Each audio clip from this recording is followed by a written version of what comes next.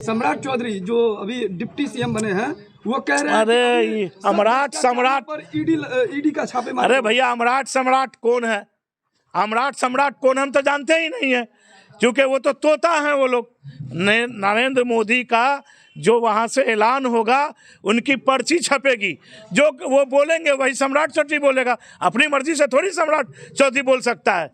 आपने देखा होगा अभी सोशल मीडिया में बहुत वायरल हो रहा है, सीबीआई पहुंच रही है एक दुकानदार के पास। भाई मैं सीबीआई हूं, आपके पास काला धन कहां से जांच हो रही होगी? जल्दी से वो बीजेपी का दुपट्टा डाल लेता है, मैं आप ही के पार्टी, अरे ये तो अपने पार्टी वाला है, भागो भागो यहाँ से, ठीक है तुम लोग सही हो। तो सम्राट चौधरी, आपको पता है सम्राट चौधरी पहले कहाँ थे? पता है? हमारे लालू जी का बनाया हुआ नेता है। वो क्या बोलेगा यार, मेरी बिल्ली मेरे को मियाओ। नीतीश कुमार भाग गए और आरजेडी जाग गई।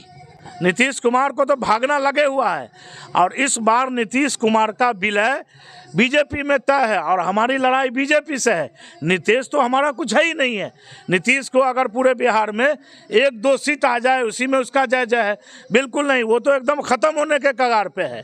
क्योंकि नीतीश के, मैं आपको पूरी मजबूती के साथ कहूँगा कि नीतीश के बहुत सारे ऐसे कार्यकर्ता हैं, बहुत सारे ऐसे विधायक हैं जो हम लोग के संपर्क में हैं, जो जिला स्तरीय लोग हैं, आज परेशान हैं कि नीतीश का क्या है, कभी इधर कभी उधर कभी इधर।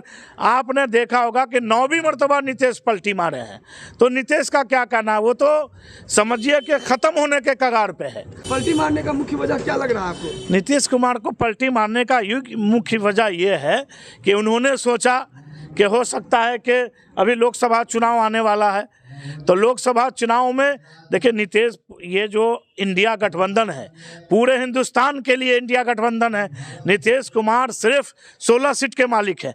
अब वो कह रहे हैं कि हम प्रधानमंत्री के दावेदार हैं, प्रधानमंत्री हमको बनाओ। तो आप समझ सकते हैं जो एक बिहार में 16 सीट लेने वाला लोग हो, वो पूरे हिंदुस्तान की बात करता हो कि मुझे प्रधानमंत्री बना दिया जाए, तो क्या इंडिया गठबंधन उन्हें प्रधानमंत्री बना देगी और उन्हें प्रधानमंत्री का घोषित कर देगी? इसीलिए भाग गए, और भाग करके जहीं हैं वहीं हैं। वो तो इस बार सिमट जाएंगे।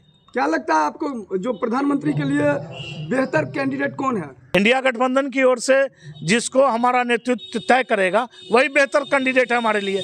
राहुल गांधी के बारे में क्या कहना चाहेंगे? बहुत अच्छे नेता हैं, आदरणीय नेता हम लोगों के। क्या वो प्रधानमंत्री के है प्रबल दावेदार? नहीं, ये तो हमारा नेतृत्व जिसको तय करेगा हम लोग उसको मानेंगे। अभी हमारा ये काम ऊपर वाले का है। बिहार के विकास में मुख्य अवरोध क्या है? विकास की तो तेजस्वी यादव ने लाइन लगा दिया। आपने देखा होगा सिर्फ मुंह से लोग बोला करते थे हम ये करेंगे हम वो करेंगे, जैसे नरेंद्र मोदी है। आप मधुबनी जिला के मीडिया कर्मी हैं, आपने देखा अशोक यादव यहाँ के एमपी हैं। अशोक यादव ने रेलवे सुंदरीकरण का उद्घाटन किया। ये 16 तारीख को आचार संहिता लगने वाला है, होगा क्या काम? नहीं होगा। ये मधुबनी के जिला के लोगों को अशोक यादव ने लॉलीपॉप दिया है। इसी तरह से विकास 17 महीना तेजस्वी यादव ने 5,20,000 लोगों को नौकरी देने का काम किया है कोई माइका लाल पूरे हिंदुस्तान में? 24 में जो अपना लोकसभा चुनाव की बात है, तो हमको नहीं लग रहा है कि हम लोकसभा के चुनाव में जल्द से आगे, हम हर मंच के माध्यम से बोले कि जल्द से आगे में लोकसभा चुनाव या विधानसभा चुनाव मेरी महिला मंडली एक कदम आगे रहेगी।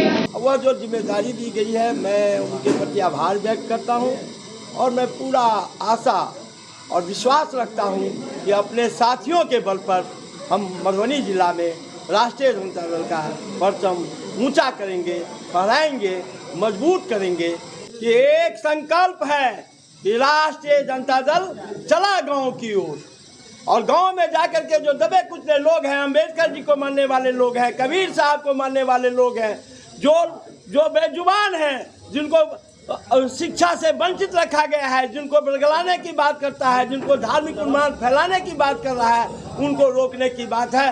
समाज में जो भाईचारा है कायम है, चाहे हिंदू हो, मुसलमान हो, सिख हो, ईसाई हो, वो सौहार्दपूर्ण वातावरण में हम लोग बिहार में चले, ये संकल्प राष्ट्रीय जनता दल का है। नमस्कार, मैं आकाश मिश्रा, आप देख रहे हैं मेरा गांव मेरी धरोहर न्यूज चैनल। इस वक्त हमारी मौजूदगी है मधुबनी जिला के गिलेशन में, जहां इस समय पूर्व विधायक सह मंत्री हैं जो समीर कुमार महासेठ उनके आवास पे हम लोग इस वक्त पहुंचे हैं और यहाँ आप देख सकते हैं पीछे एक दिवसीय कार्यकर्ता सम्मेलन सम्मान समारोह है।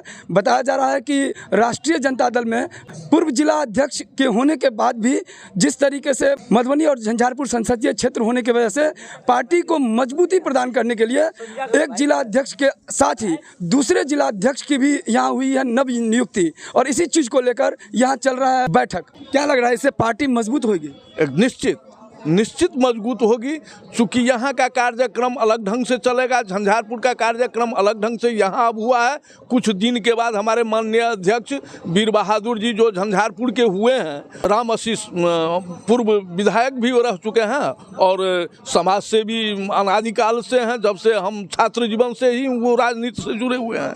क्या लग रहा है बिहार कब ऊपर से आएगा, शीर्ष पे आएगा कि बिहार की आर्थिक जो दशा है और आर्थिक स्थिति है उसमें सुधार आएगा? विकास की भावना हो तब ना, यहाँ तो कूटनीति की भावना है, गद्दी की लोलुपता है। देखिए ना, पूर्व वक्ता आपको कहे हैं जो तेजस्वी जी आए हैं नौकरी का भरमार कर दिए, लेकिन अब जो है इससे पहले कहाँ नौकरी था। यहाँ किसी चीज़ का कमी नहीं है, बांटने वाला का कमी है। माने संकीर्ण भाव से, कृपण भाव से वो लोग बांट रहे हैं। उनको तो कूटनीति करना है, ये ऐसे किए वो ऐसे किए। अरे भाई ये देखो जो आज का नौजवान लड़का उप मुख्यमंत्री बन गया, नौकरी का बौछार कर दिया। पूर्णशंकर झा आरजेडी कार्यकर्ता। कांग्रेस पार्टी में कोई ऐसा नेता ही नहीं लगता है जो परिपक्व हो, जो बोले सो सत्य हो। बिल्कुल असत्य बात बोलकर और माननीय प्रधानमंत्री जी को अपमान करने का प्रयास किए हैं। इस बात के लिए आज मधुबनी जिला घोर निंदा भी करती है। देश की जनता समझ रही है कि सबसे कमजोर अगर कैंडिडेट हिंदुस्तान में कोई प्रधानमंत्री का है, उसका नाम है राहुल गांधी। उससे बड़ा कमजोर कोई नहीं है। अजय भगत, जिला अध्यक्ष ओबीसी मोर्चा, मधुबनी।